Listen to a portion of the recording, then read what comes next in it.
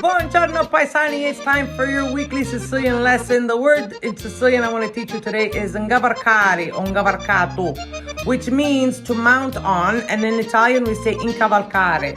I often heard this expression when I used to do a bad movement and my muscles would like intertwine or one would go on top of the other. So my parents would say, c'ha un nervo o muscolo incavalcato.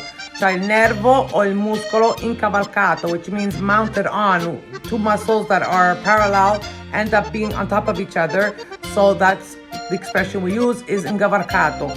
So that's when you have to go to the chiro or the physio to untwine it or stretch it out to take it off, because it's very painful.